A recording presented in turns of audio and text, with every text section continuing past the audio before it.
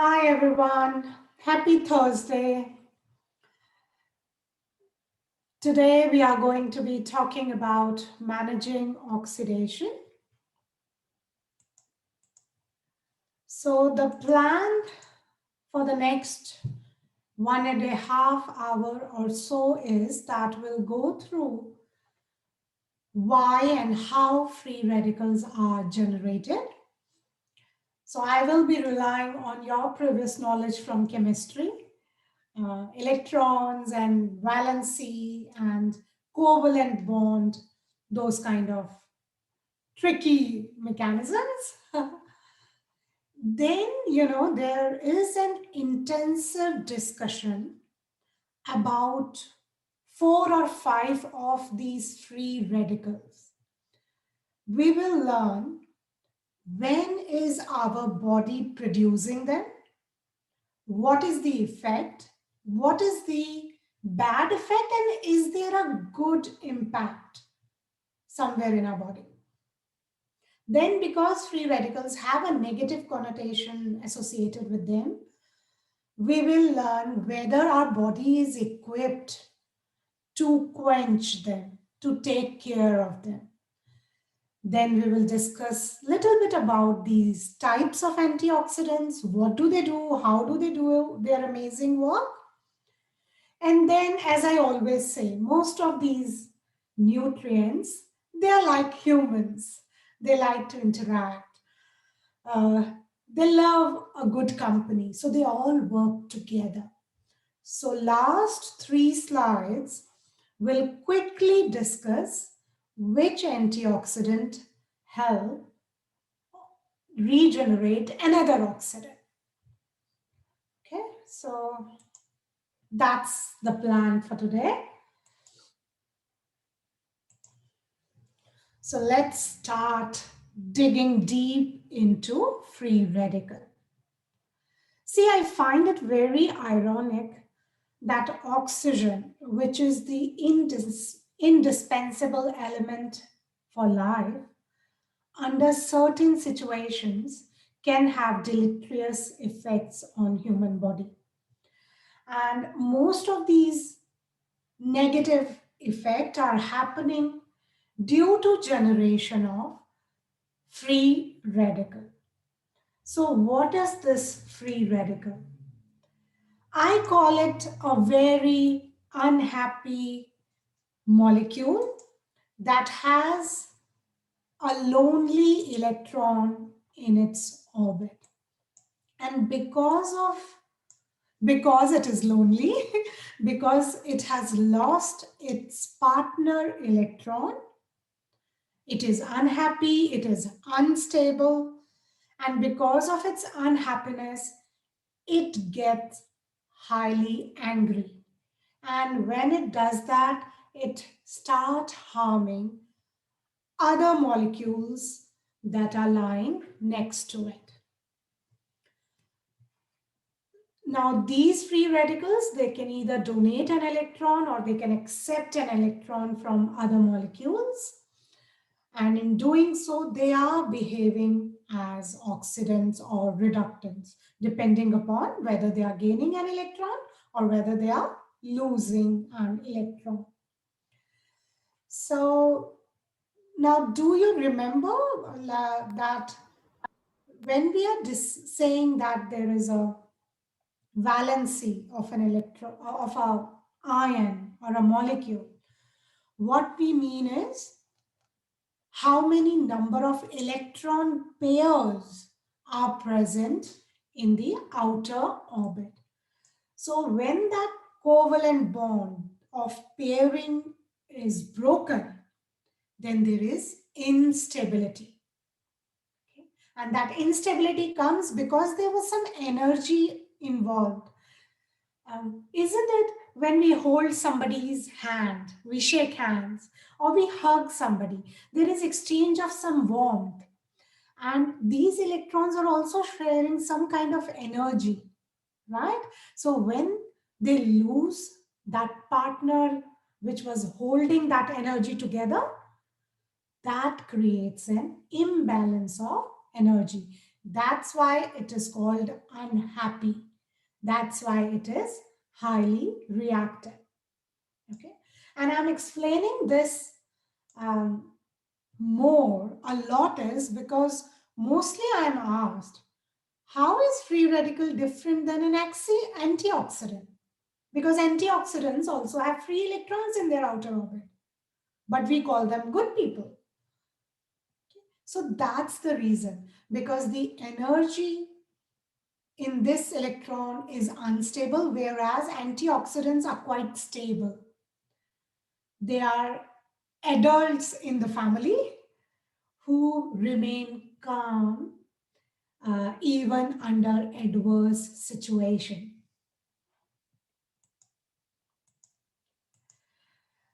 This is another analogy that one of my colleague who helped me when I was writing this session gave it to me. She was in Perth.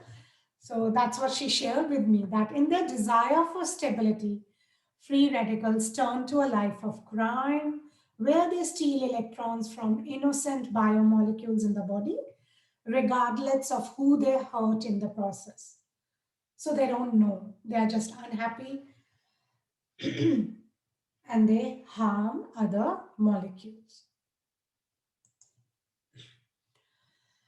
You might have also heard or read that we use these terms free radical or reactive oxygen species interchangeably. Okay, there is a minute difference.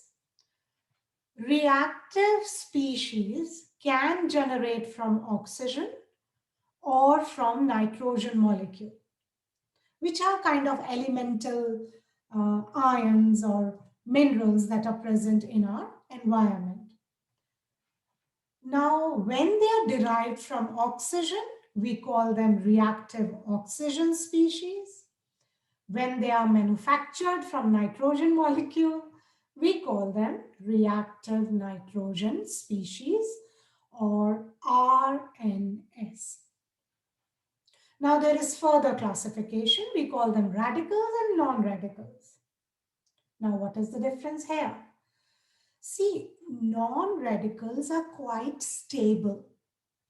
They have a potential to become radical if their environment becomes nasty or negative. But usually some of these non-radicals can help us in certain body processes.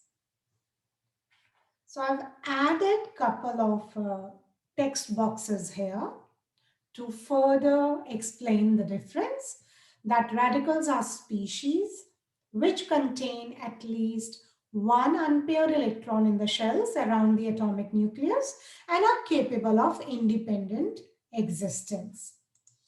And some of the examples are these: superoxide, hydroxyl, alkoxyl radical, and peroxyl radical. When we identify a radical and when we are writing its formula, you would notice that we are adding a dot at the end of it. And usually that dot indicates that this molecule is a free radical because it has one independent electron roaming about in the last orbit of the molecular structure. While non-radicals, they can easily lead to a free radical reaction. They have the potential, such as hydrogen peroxide, ozone, hypochlorous acid, or organic peroxide.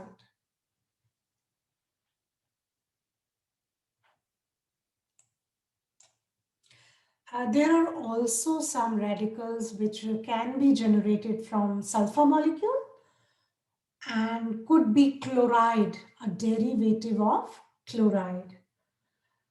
And another stable one, I was saying that some of these free radicals, some of the non-radicals are quite stable and they help us.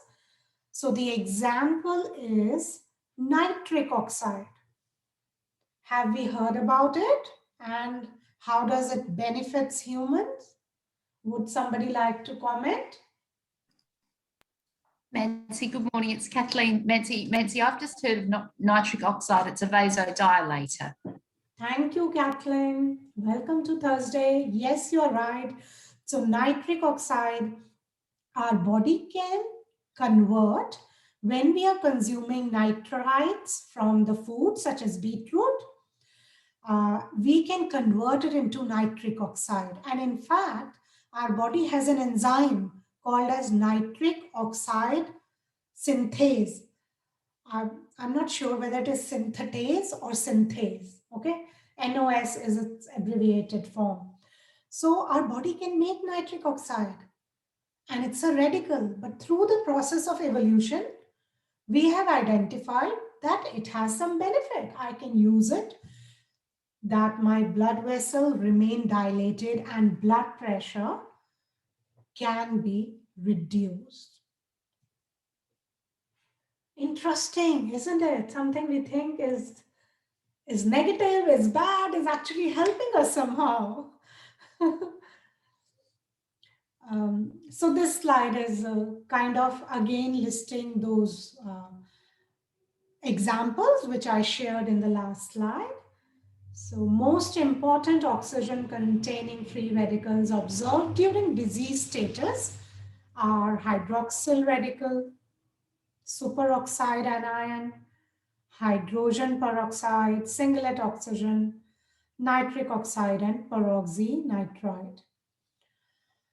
We will study about many of them today, especially these ones. So we are restricting our discussion only to oxygen generated free radicals today.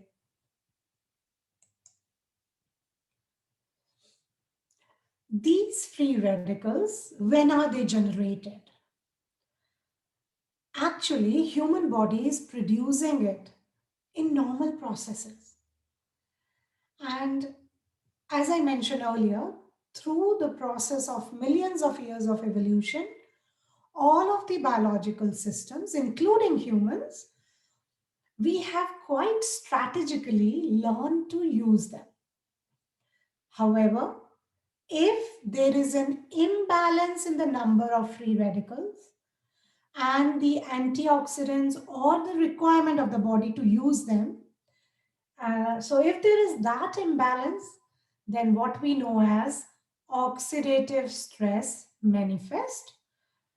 And we will talk about in the coming slide about the definition of oxidative stress. So at this stage, can you list some of the causes of free radical generation in a human body? Mancy, I'd say aging. Yes, that's a good one. Thanks, Kathleen. Any other?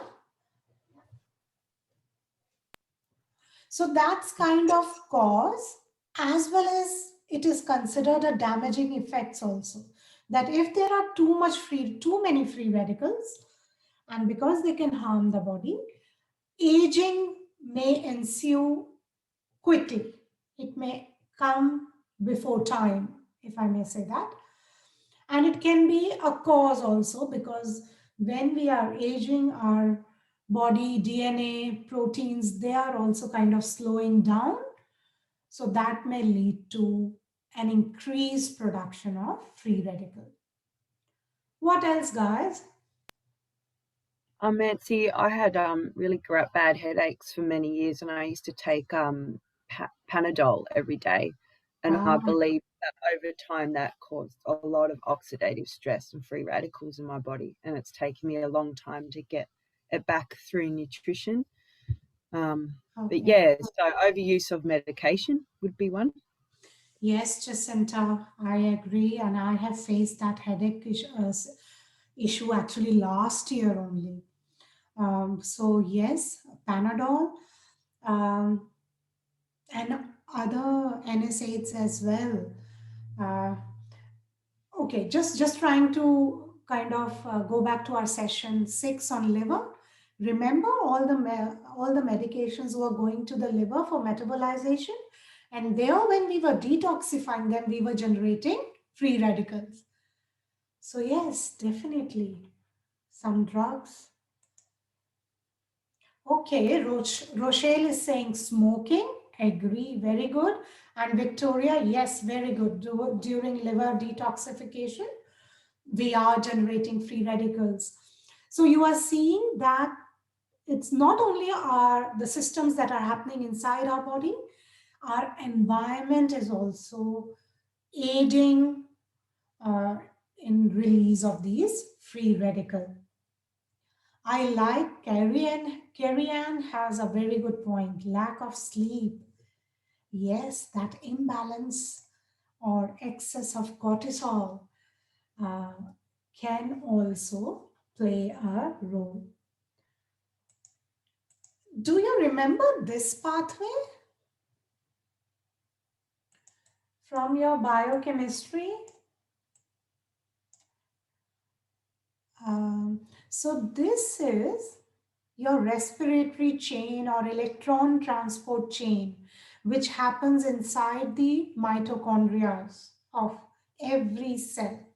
And we will kind of refresh about it in session 12 on our amazing mitochondria. So this is the space where there is maximum oxygen utilization because we are generating ATPs. So this is kind of an enzymatic process, which is so normal in our body. And it is happening every second. And it is also one of the major sources of production of free radicals. So yes, drugs, pollution, ozone, smog, some radiations, they all help in generating reactive oxygen species.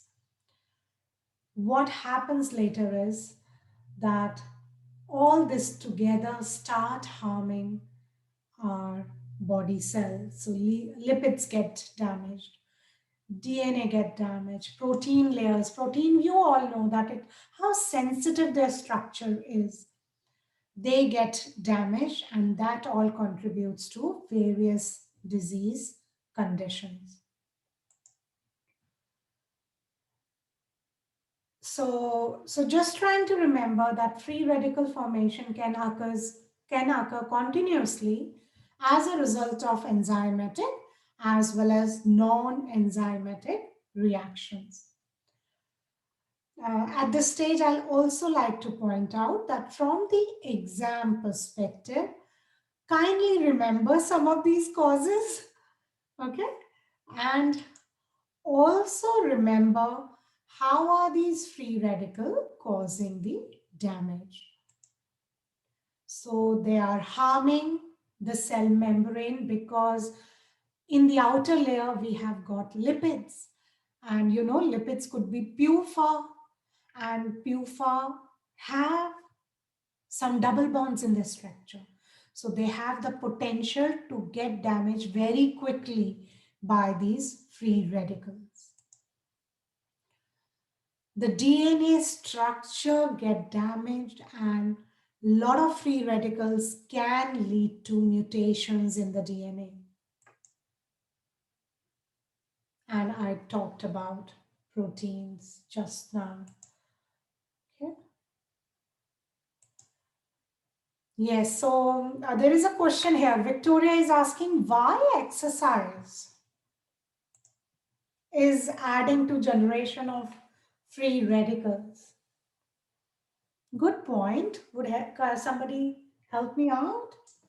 Nancy, would that be because the body is needing to create more ATP in that process? So there's more oxidation going on there?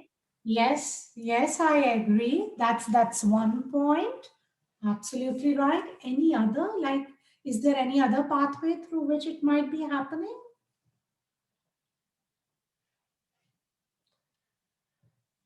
I think we did have a small discussion earlier, like about cortisol, because we are producing more cortisol to go through that change. So it may be an issue because cortisol is inflammatory.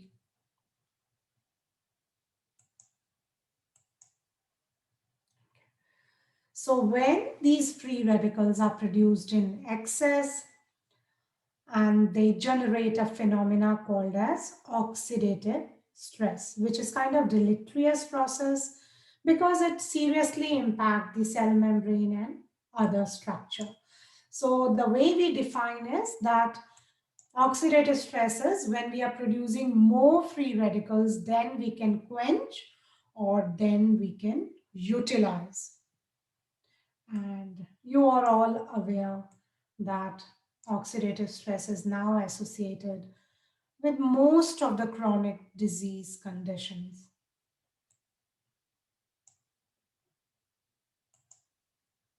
Okay, so here come our favorite antioxidants. They are the altruistic crime stoppers.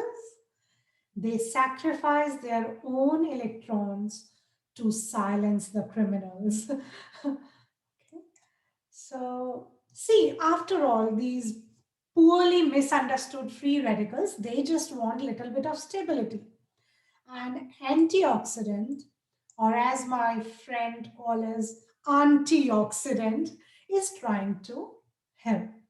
So they are able to give that electron to the free radical. However, they are quite happy and they are stable molecule. So still their energy difference is not that much that they become free radical themselves. And most of the time, there are other antioxidants available in the body to regenerate this antioxidant. Okay? And we will learn about that, how that happens. It does happen that transiently some of these antioxidants may become free radical, but as I mentioned, it's a very minuscule second process because soon the other endogenous antioxidants will come into play and they won't let it happen for a long, long time. For example, vitamin E, it is protecting the cellular membrane. So it can become a radical for a small time. However, if there is vitamin C around, if there is glutathione around, it will hold its hand and it will hug it and share that electron with them so that it does not become a permanent unhappy molecule. Now, coming to learning more about antioxidants. There are different classifications. One of them is that they are protecting us at multiple levels. Some of them are present intracellular or some are present on the cell membrane. So these are some of the examples in each category. Vitamin E is considered the most potent chain-breaking antioxidant within the membrane of the cell. The other classification, I have talked about it a little earlier as well, and that is endogenous ones and exogenous one. So endogenous one is glutathione, which I'm sure all of you are familiar now with. Catalase, superoxide dismutase, and thioredoxin. The reason I have highlighted them in red is because they are important from the exam perspective. And you're all aware about the exogenous antioxidants.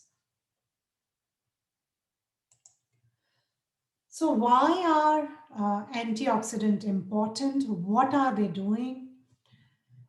whenever owing to environmental exposures or intracellular metabolic processes, when we are generating reactive oxygen species, then antioxidant enzyme pathways, that is glutathione, superoxide dismutase, and catalase, because they perform as an enzyme, they all quench these free radicals.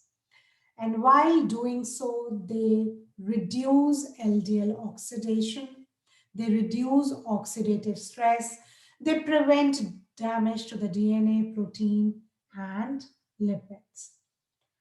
So that's what we know so far, that's how they prevent oxidative stress. So they can either donate an electron, they can decompose a peroxide molecule, they can quench singlet oxygen, and so on and so on.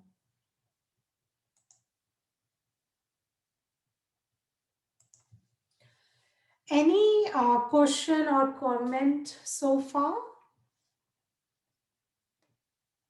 Are we doing okay? Nancy, I just wanted to check with you, Nancy, sorry, just to No, clarify. no, that's okay. Yeah. Thank you. So, yeah, so these antioxidants, these like the superoxide dismutase, I understand that's an enzyme, but glutathione, that's also an enzyme, Nancy, I'm sorry.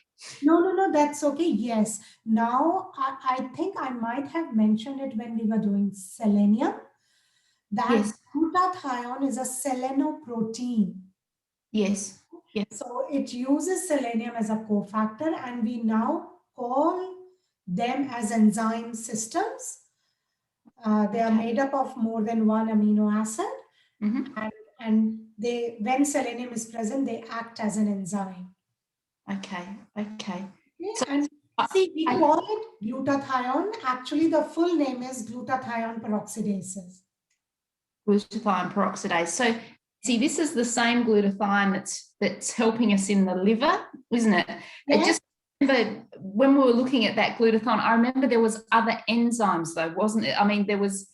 I will come to that. I have repeated that in the slides. I think that's just why I'm a bit confused, Nancy, because I know we had enzymes that would, there was the redox, it wasn't, there's the reduction and the oxidation. Yes, I'm going to share that again today. Oh, okay. About that. That will help me clarify, Nancy. Thank you. Great, thank you. Okay, anybody else? Would you like to ask anything? Okay, moving forward, I would encourage you to make a table for yourself at this stage. So, like, you can have a couple of columns here, and I'll just let you know why. Because this is the session when you people are revising for the exam, I get maximum queries. As it may become a little confusing if kind of you don't keep these notes.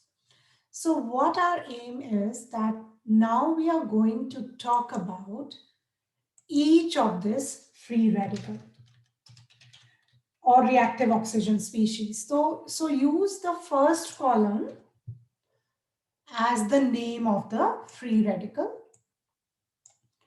Then in the next column, maybe you can write how is it generated in the human body.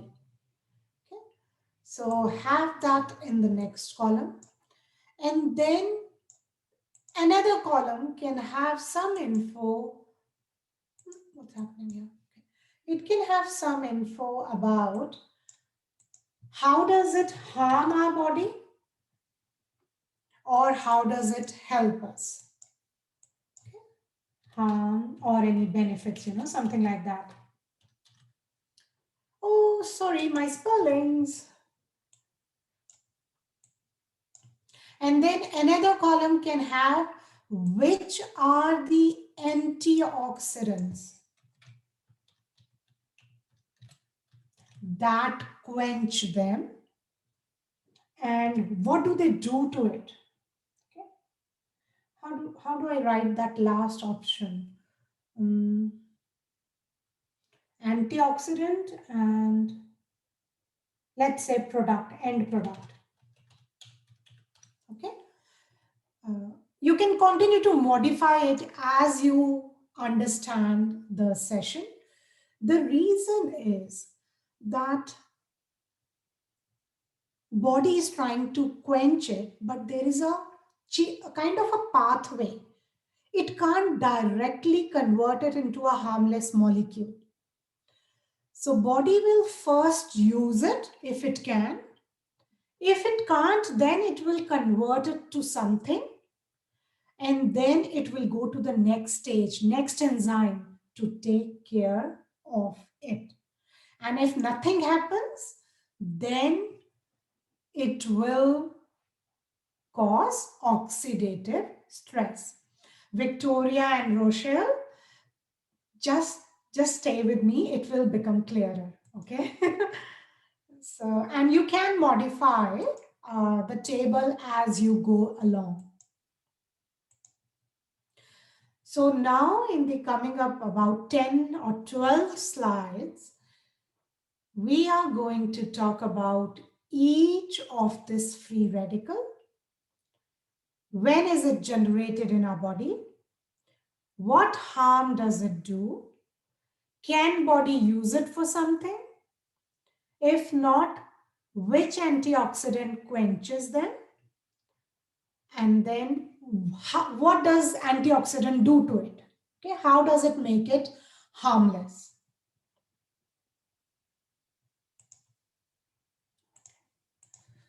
So let's go to the first one. Okay? And you can laugh at these cartoons which I have used for each one. I was just trying to get some fun in this session. So that's the reason. But superoxide radical, which is the first free radical we are looking at, it does not look like this. It just looks like this. So oxygen that has one electron moving around with unstable energy. How do we create it? We should not be saying how is it like we are not deliberately creating it. It gets generated as part of some normal body reactions. And one of them is catecholamines. I know folate is also written, but I don't remember exactly where in the folate pathway we are generating it. But I'll try to find out because I'm myself curious. So catecholamine, what does that tell you from clinical perspective? That we are generating superoxide radicals when catecholamines are being produced in our body. Catecholamine. I can never pronounce them correctly. Sorry. Okay, what I'm asking is, what do you take away from clinical perspective when I say I'm producing superoxide radicals whenever catecholamines are, adrenaline, noradrenaline, they are functioning, they are being produced in my body. So Nancy, under stressful situations, is that right? When we're under stress, we produce. Yes, Kathleen, and this I hope would answer Victoria's question earlier as well, that during exercise also we are producing adrenaline. So when that chemical reaction is happening, superoxide radicals are generated as a byproduct. Okay. Then in the electron transport chain, we are producing them. Liver detoxification, as you mentioned earlier, there also we are producing them. Now this last one I'm quite interested and I'm going to spend a minute on this one. So the activated white blood cells, they have one weapon with them that they can they can undergo phagocytosis, during which they kill bacteria and viruses. So is it good? Kind of. It is a good thing, but how are they doing it? What is their weapon? Their weapon is this free radical. Okay. So body actually does it deliberately. Whenever there is a attack by a virus or a bacteria or any other toxin, lot of oxygen is diverted to mitochondria of the white blood cells, macrophages, monocytes, neutrophil. And when that oxygen reaches there, superoxide radical is created. That superoxide radical can be converted to hydrogen peroxide, which is a toxin, and it can kill the bacteria by intoxication. Okay. And it also, these free radical, this H2O2 and superoxide radical, they in a way act as a chemical attractant. They tell the message to other immune cells that I need support. Send me the armor or tools. Okay. And it will become clearer. The process we will go in detail in the next slide. So how do we eliminate superoxide radical? Maybe some of it I have used because I was coughing and sneezing last week. I had some flu, but my body has gone through that, and now I want to eliminate this superoxide radical. Number one antioxidant is vitamin C. It helps in de-arming superoxide radical. So in the column about antioxidant, which antioxidant quenches superoxide, your first answer would be vitamin C. Then second is that our body has specialized group of metalloenzymes called as superoxide dismutases. They are not one or two, there are 3 or 4 types of SODs present in different organs and tissues of our body. And as the name suggests, they are there to get rid of superoxide. And how do they do it? They don't make it completely harmless. The only thing they can do is they can convert it into mainly hydrogen peroxide. So kind of they convert it into something intermediate. Okay. I'm not like, you may have seen or noticed that many of the new age cosmetics, they are now adding SOD in the cosmetics and personal care products as an anti-aging ingredient because it can reduce free radical damage to the skin. And they market it as anti-wrinkle, anti-age spot product. So that the reason is that it can quench free radicals. Okay. Just couple of cofactors for SOD. They need zinc and copper. And we did talk about that in session 4 when we were talking about micronutrients. And as I just mentioned, that we have more than one SOD available in our body. So we have sometimes some of them in the mitochondria, some in the cytoplasm, and they also need manganese. What not written here is magnesium. One of the SOD also needs magnesium. So you may be asked in the exam about the cofactors for superoxide dismutase.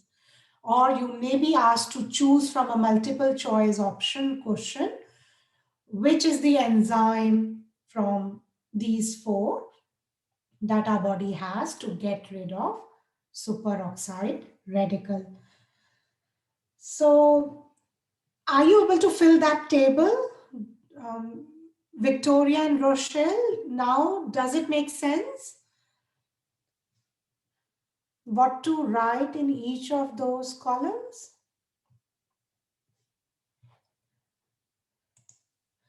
Okay, so what have you written in the last column? That what does antioxidant convert free radical into? So superoxide is acted upon by which antioxidants? Yes, very good. And what does it convert it into? How does it quenches it? Thank you, Rochelle. Yes. Okay, very good. So let's move on. So remember, they converted superoxide into hydrogen peroxide. But this is also a toxin. So body now needs to work further. So hydrogen peroxide, we know about these first 2 points. So these will be kind of repeated from the first row, that we are generating hydrogen peroxide when SODs are trying to eliminate superoxide, or when vitamin C is acting on it. Also, when we have fatty acid oxidation, then H2O2 is generated. If there is a trauma or an injury, H2O2 is generated because neutrophils get activated. And I'll come to it in the next stage. The one that I was talking about, phagocytosis, I'll come to it. Okay. Now look at the last line. We are also generating hydrogen peroxide when some of the monoamine oxidase enzymes are active. Does that name sound familiar? Monoamine oxidase.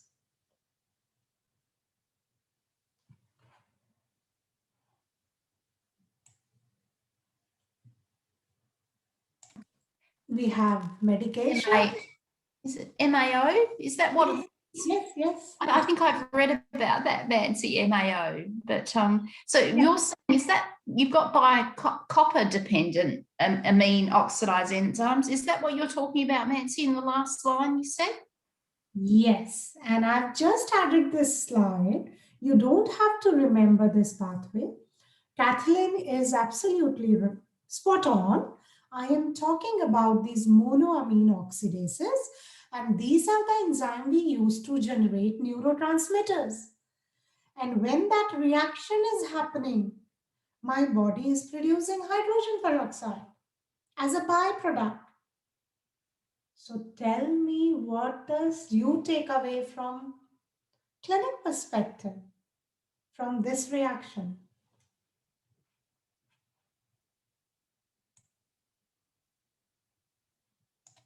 Don't go with the the entire component of reaction, but just thinking that when we are synthesizing serotonin, when I'm synthesizing dopamine, H2O2 is generated. So if I have a client who come to me who has been depressed for many, many years, who is producing a lot of serotonin, okay, they may have an excess of H2O2 if they are not consuming sufficient antioxidants, or if their endogenous antioxidant mechanisms are not functioning up to the mark. Nancy, but can I just ask, you said if someone comes and they are suffering from depression, normally that's when their serotonin is low, isn't it? Yes. So you were saying if their serotonin's high.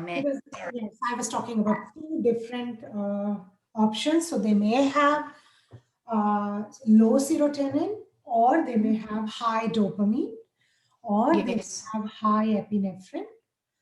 And, and when we are making phenylalanine from tyrosine, which goes on to participate to make dopamine and your thyroid hormone. So these are normal processes. And as part of these normal processes, we are generating H2O2. Which in itself, Yes. Nancy, it's not a free radical, is it, hydrogen peroxide? No, it is not, but it is a toxin. But it's just something that the body has to eliminate. So it'd have to go to the liver to be changed into something that we could excrete. Is that right, Nancy? Yes, correct. Okay. So yes, it is highly reactive, and actually it can react with other free radicals and generate a highly potent free radical, which is hydroxyl radical. So we are generating H2O2 from 4 or 5 mechanisms. So how do we eliminate hydrogen peroxide? Again, our favorite, vitamin C. Okay. And then see how efficient we are, that we understand this is a toxic molecule and we are generating a lot of it during normal body processes. So body is strategic, body is prepared. We have got 3 enzyme systems to make it harmless, and maybe to use it for our use. So we will talk about each one of them. Again, this was the slide which Kathleen was commenting about earlier when she asked a question. So I have added this again. We discussed it in session 6 also in liver detox pathway.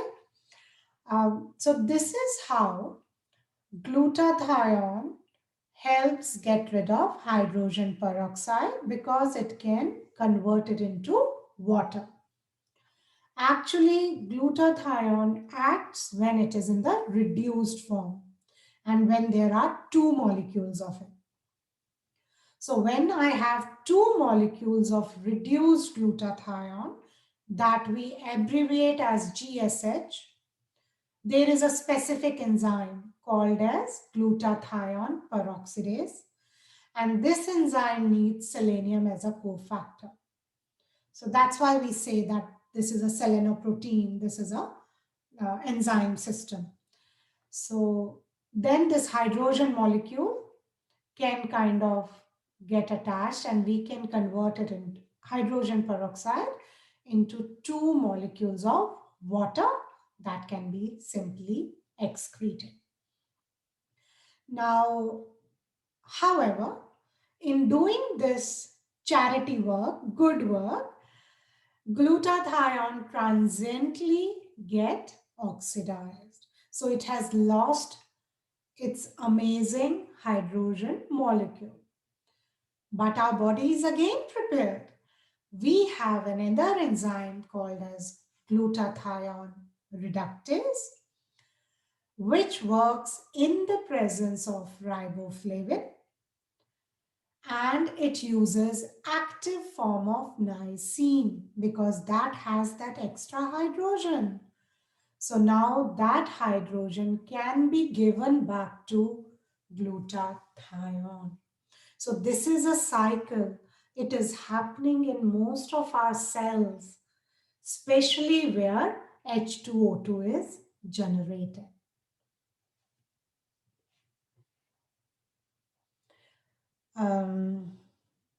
So like in your exam, you may be asked about what are the enzymes and cofactors for glutathione. In your next assessment, I am depending on you to demonstrate to me that how a client's glutathione is not working and what do you notice. So spend some time on this slide revising and memorizing these cofactors. So Nancy, can I just check? So glutathione, it donates its hydrogen to make hydrogen peroxide water soluble. Is that right? Yes, correct. And then that in itself, then that is when it's in its oxidized form. Yes. And then it comes into contact with riboflavin and the active form of niacin and this reductase, and then it goes back to being a glutathione that we can use again to donate hydrogen. Is that right? Yes, correct. It always helps, isn't it, to explain somebody and to voice it out. So, do that to the mirror. I do that all the time, and or I make diagrams. Yeah. So Nancy, what happens then if this riboflavin and this active form of niacin, if they're not available, this oxidized glutathione, so does that in itself, can that become a free radical at all or no? What happens to it? Good question again, Kathleen. See, it is a primary endogenous antioxidant and we can regenerate it. We can use vitamin C to do the same. Okay, so vitamin C is also can do what, and that could do what riboflavin and active niacin is doing. Is that right? Yes. And then there is also lipoic acid. It's also kind of an antioxidant that works in water soluble as well as fat soluble vitamin form. And we get it from protein foods. And lipoic acid can also do the same thing. Okay, is that the same as alpha lipoic acid? Yeah. Yes, it's the same one. Yes. That's why, there is kind of a demand and we use it in the clinic as well. Yes, because it can do that work. It can regenerate many of the antioxidants, and we will discuss it in the last couple of slides. Okay, moving on. The second enzyme that can eliminate hydrogen peroxide is catalase. And this is a iron-dependent enzyme. Remember, we talked about it when we were doing alcohol metabolism. So when we are converting alcohol to acetaldehyde, we are using catalase there also. So that's why I commented that, having alcohol is not such a good thing because its normal work is to eliminate hydrogen peroxide. So we kind of divert it for other function. Now the last point, I'll come to it when we discuss the next enzyme. So just hold on that particular discussion.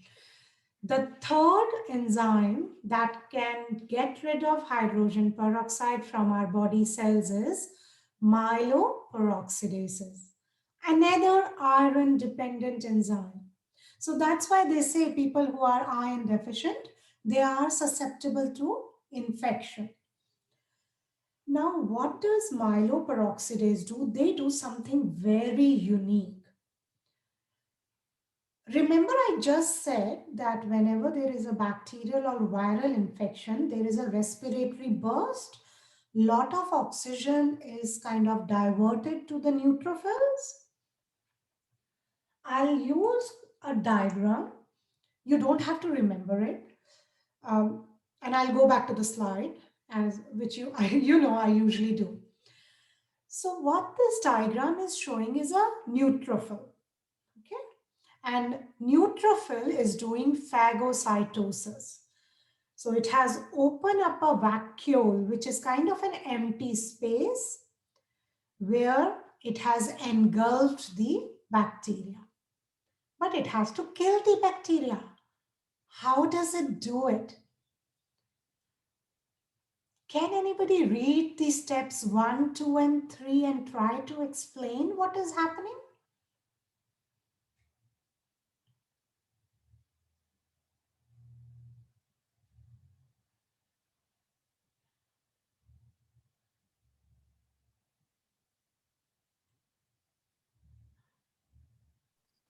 Nancy, it looks I mean, it looks like it's using oxygen, but then that's the, is that niacin that's donating something up? Yeah, okay. Yes, you're on the right track. This is superoxide radical. Remember the first step? We generated superoxide radical by pumping a lot of oxygen inside this vacuole. Then we converted into H2O2, hydrogen peroxide, using catalysis. And then by using myeloperoxidases, number 3, we are converting into HOCl, hypochlorous something. Does anybody remember which chemical is that? That's not chloride, is it, Nancy? It is coming from chlorus. It is actually bleach. Bleach. Oh. It is that formula. And you know, whenever I look at this, I imagine myself as an alien. That means my body cells, my immune cells are using something like bleach. We are able to make it and kill the bacteria. That's what phagocytosis is. Isn't it amazing? Okay, so the same thing is now written in this slide, that we use these enzymes to actually convert hydrogen peroxide to hypochlorous acid, and that is the chemical or our weapon to kill the bacteria. Yes, Rochelle, I agree. We are really cool people. And we are quite advanced, aren't we? Okay. So now how are you going with your table? I know your hydrogen peroxide rows would have multiple layers now. Can I ask a quick question? Yes, please. So is it because of the myeloperoxidase? Well, is it that acts like bleach or? Yes. Yeah. Yes, okay. you're right, Victoria. So glutathione does not convert H2O2 into bleach. Catalase does not do it. It's the myeloperoxidases specifically who have the capability to do this. That's my understanding.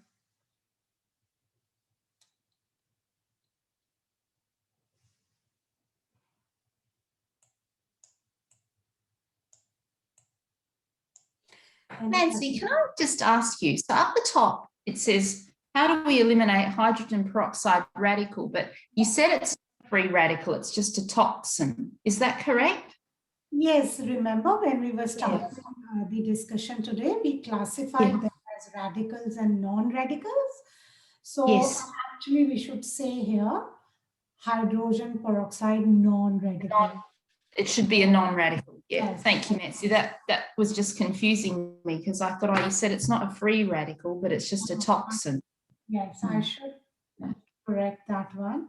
But kind of we use these terms interchangeably, free radical, reactive oxygen species, but thanks for pointing that out. I'll correct it. But no matter sort of what they are, Nancy, well, to a certain extent, they're not always detrimental, but they're just because, well, I mean, this hydrogen peroxide radical, myeloperoxidase is using it to benefit it, isn't it? Yes. Turning oxygen into bleach. Yes. So in all the things, see, all others are trying to use it, but suppose I don't have any infection, but I am not consuming niacin, riboflavin, vitamin C, high protein, not high protein, but good amount of amino acids in my diet, let's say for 6 months. I was stressed. A lot of things were happening in my family. I didn't have any infection. So then these two enzymes might not have to do any work, but still we need this to happen because when I'm stressed, then also I'm generating H2O2. So glutathione in a sense is the only one which is converting it into kind of a product that we can excrete, isn't it? So, and if I am under infection, then I need more of it. And for that, I need iron. Again, I need amino acids because enzymes are made with amino acid. They are made in the liver. So my liver, so even if somebody is coming to you with an infection, we need to support the liver where all these enzymes are being made.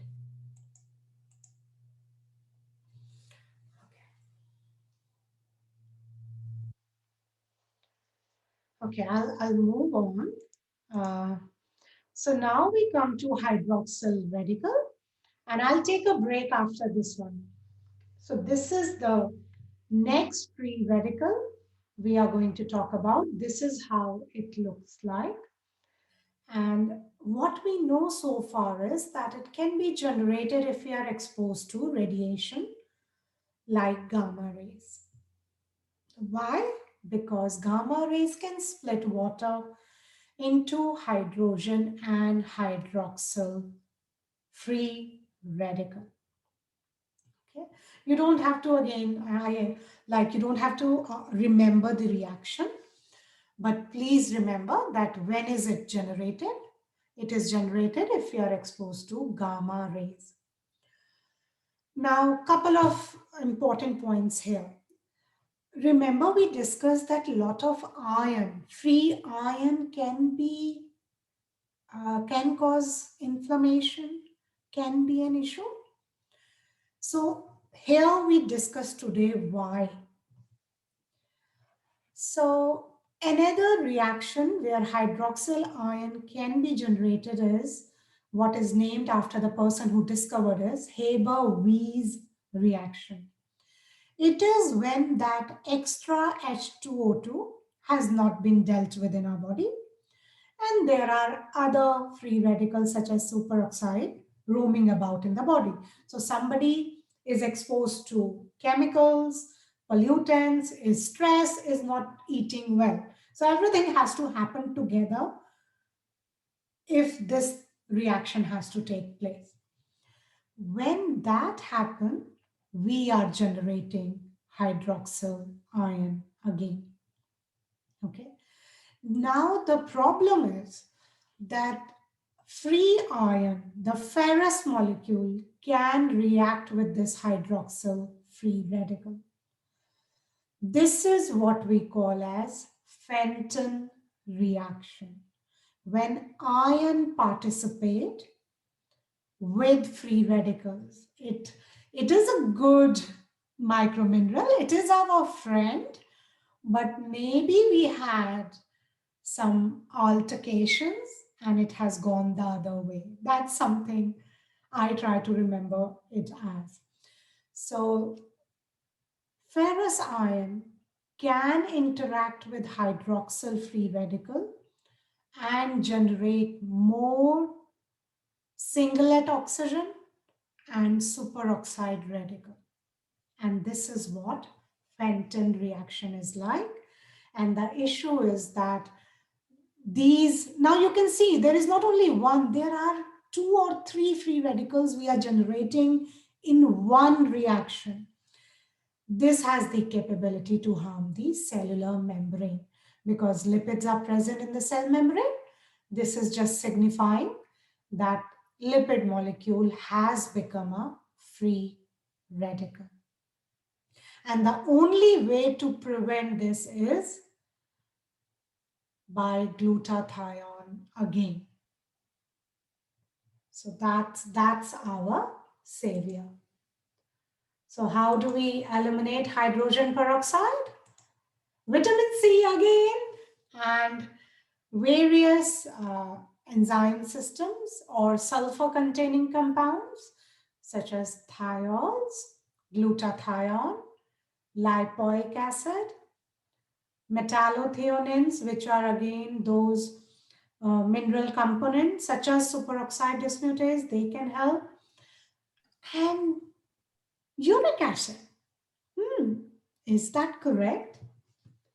Have you heard about uric acid acting as an antioxidant? Nancy, can I just ask you, I'm so sorry, we're looking at hydroxyl radical, and then it says, how do we eliminate hydrogen peroxide radical? So is that because that's been produced from the hydroxyl radical reaction? No, it should be hydroxyl here. Sorry. Okay, that's right, Nancy.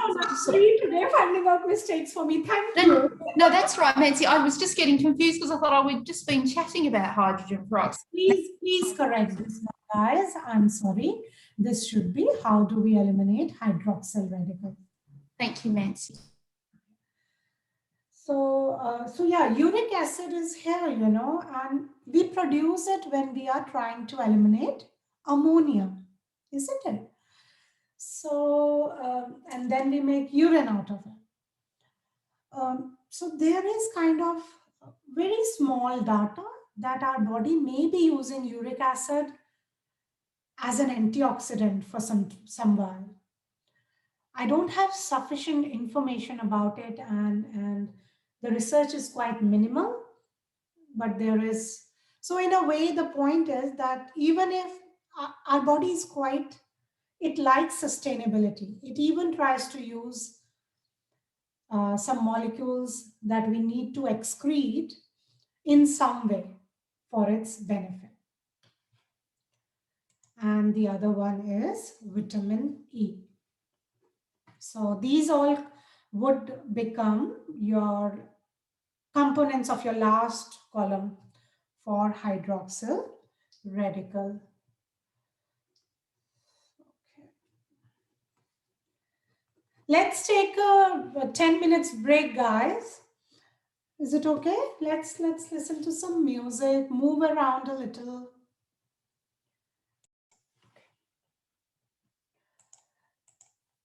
So moving on, in these couple of slides, we are actually trying to understand how these free radicals, they kind of participate in a chain reaction.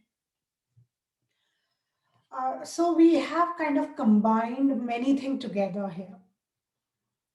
So we are talking about peroxyl radical, which we make from oxygen molecule. It has 2 electrons moving around with unstable energy, or we can have something called as hydroperoxyl radical, which is, we denote it as HO2, and it has 1 electron moving about. So we are generating it from other molecules, superoxide radical. So what is happening is that if there is oxidative stress, if our body has failed to use these free radicals or quench these radicals, then we generate these molecules, and then these molecules start harming the carbon chains. And those carbon chains are the basic structure. They are present in the cell membrane where the lipids are there. So now they start harming the carbon in the lipid membrane, and we produce lipid peroxides. And this is where it start initiated. Then they all kind of make a bad party. They are themselves doing a party, and they start to harm next door neighbor, other cell membranes, and the process goes on.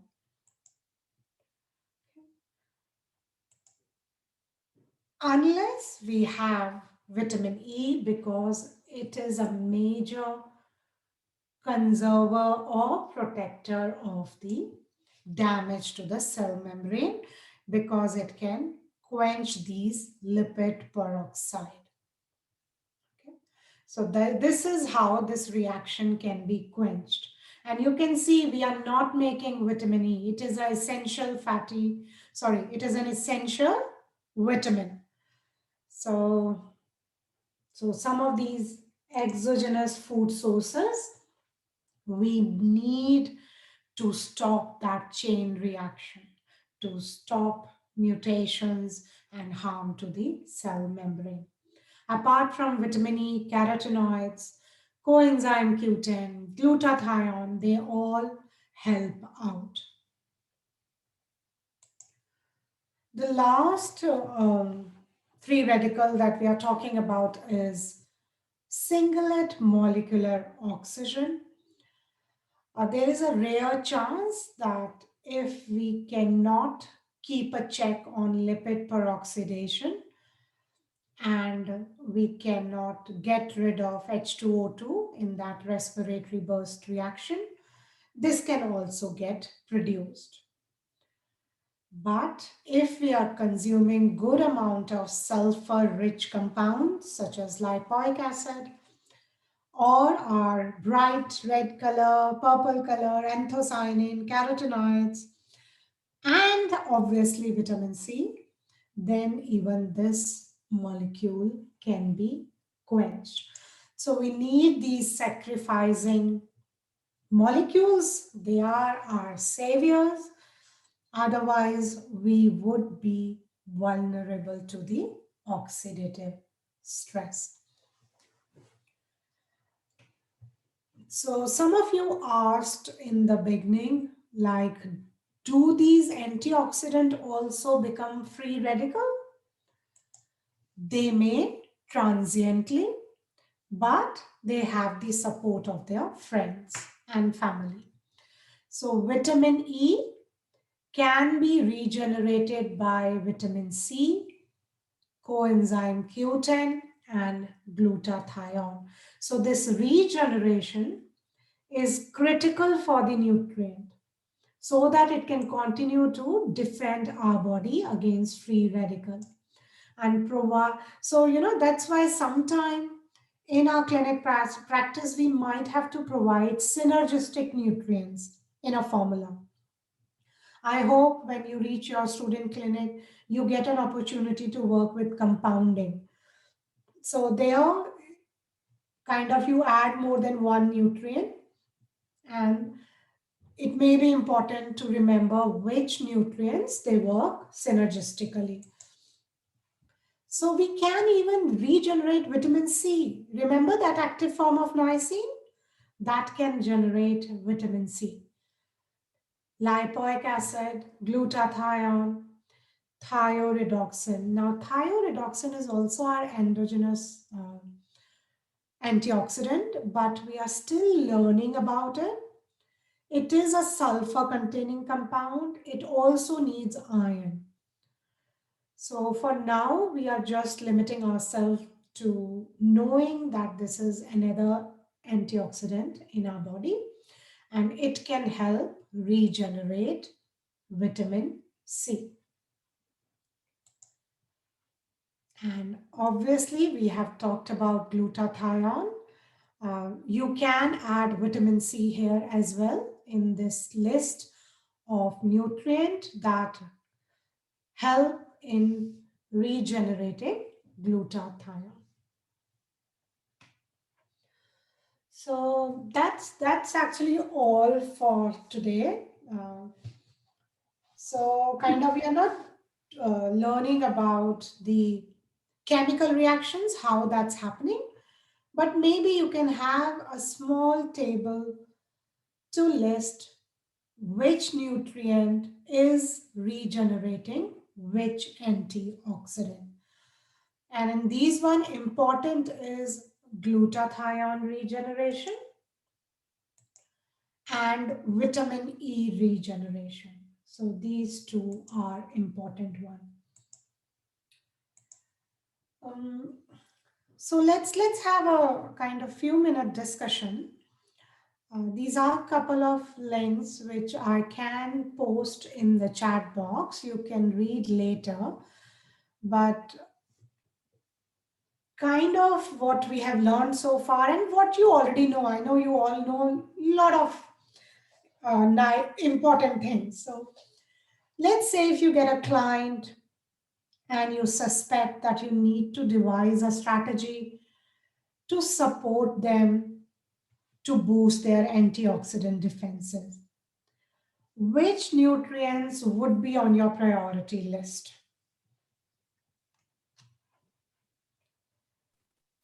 Vitamin C and glutathione.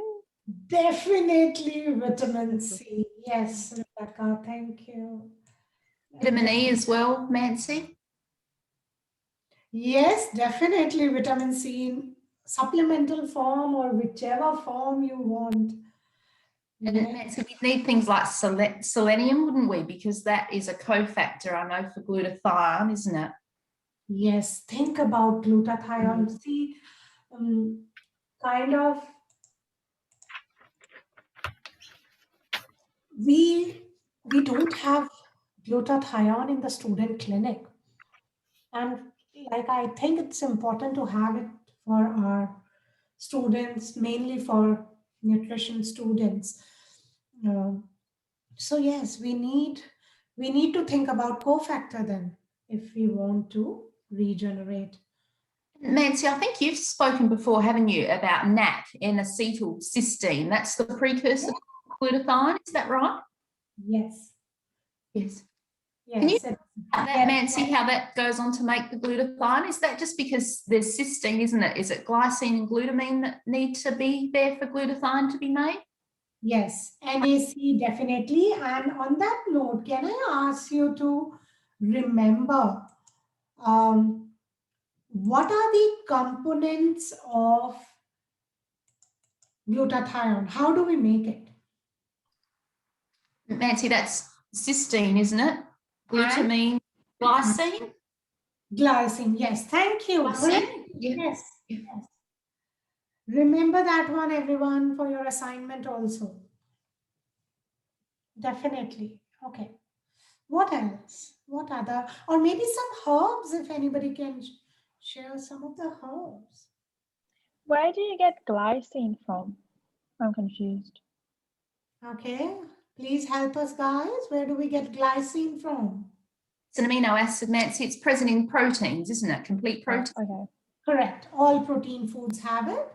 And it's actually, it can act as a neurotransmitter also. It's high in bone broth. Some bone broth products are high in glycine. I've seen that on the label. Yes. Yep, Sorry. so have I. Yeah.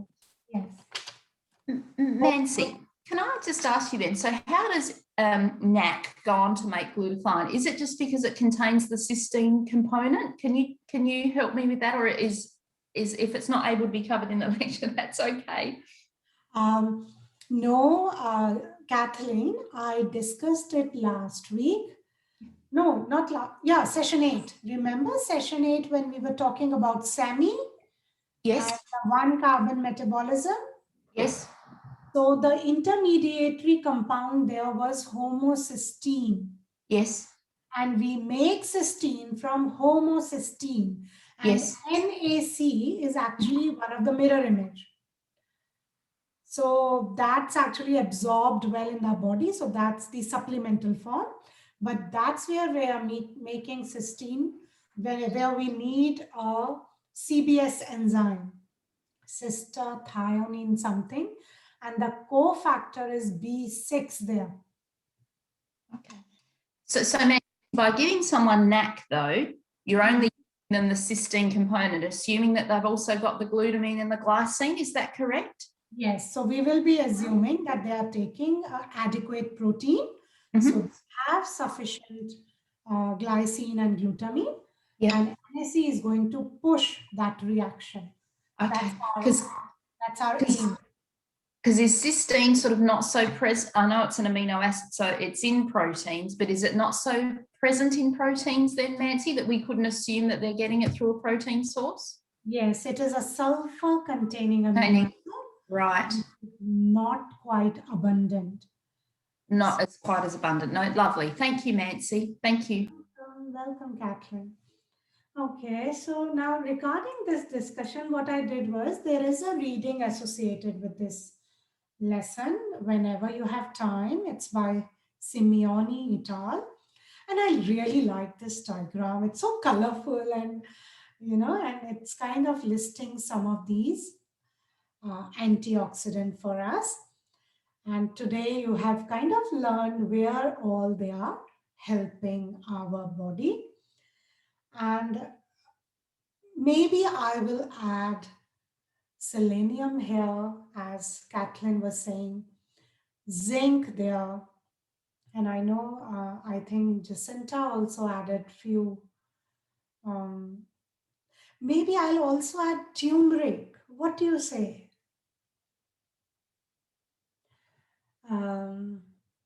Manganese and magnesium, because they support superoxide dismutase. So again, kind of I'm encouraging you to remember some nutrients, they act as cofactor that are supporting these pathway. So your sulfur-rich veggies, cruciferous veggies, they are amazing. We are now knowing that these sulfur compounds, they can change gene expression. Then also thinking about little bit of copper, iron imbalance, because it is supporting these enzymes, isn't it? And then in one of the earlier sessions, somebody commented, because you see flavons are written here, maybe resveratrol, you know, and quercetin in particular dosages. So I was asked about the dosage of resveratrol. I think I remembered that for CoQ10, it's 150 milligram.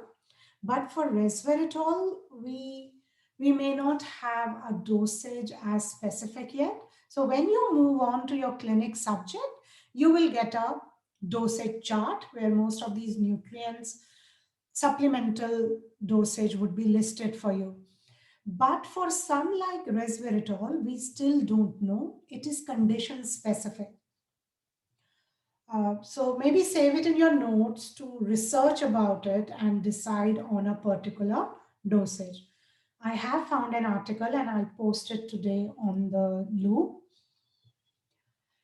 And one more I would add in here is omega-3s. Okay. They are anti-inflammatory.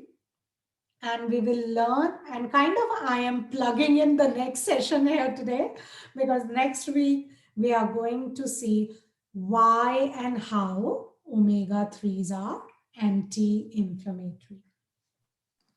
Nancy, this slide, given us the link for this article then, Nancy, or can we just get a copy of this slide? Or See, this is the article. Okay. Oh, that was in the post reading, isn't it? Yes. Yes, it should be in the post reading. Or let me have a look if I have it saved here. That's right, Nancy. I've printed it from the post reading. It's fine. I've got it in front of me. Rochelle has done something here.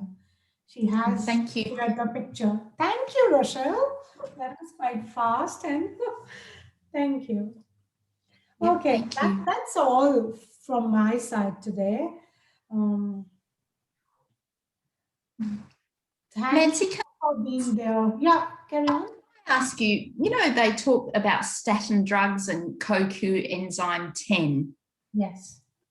Now, is it that they interfere with the pathway, or is it, can you help me with that link there? See, it's kind of not fresh in my memory, but again, I don't remember the exact pathway, but I hope your bioscience, you know, your pathology and those lecturers can help you out. But there is a connection, because that the reason coenzyme Q10 is in the respiratory chain, and people who are on statin for a long time, they have muscular fatigue. So there is a connection that it is limiting, it is inhibiting coenzyme Q10 in that chain of reaction. But why and how? Sorry, I don't remember. That's right, Nancy. I can revise. For you, Kathleen. I will try to. No, all right, Nancy, you're fine. I studied in pharmacology, Nancy. I did my assignment on the HMG ACOs reductase.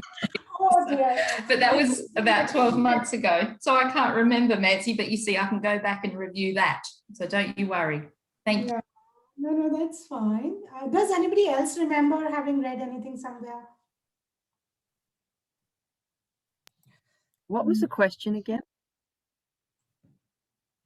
Yeah, so Kathleen was asking that coenzyme Q10 becomes deficient among people who consume statins for hypercholesterolemic action for many years.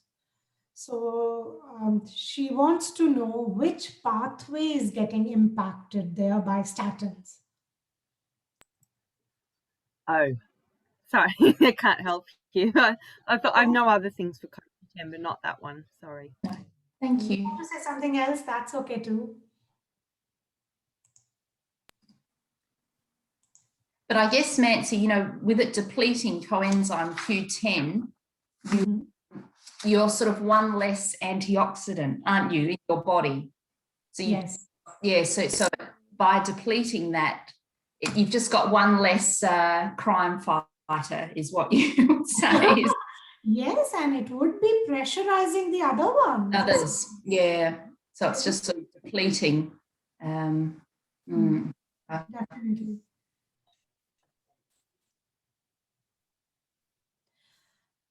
Okay, guys, bye from now. See you next week.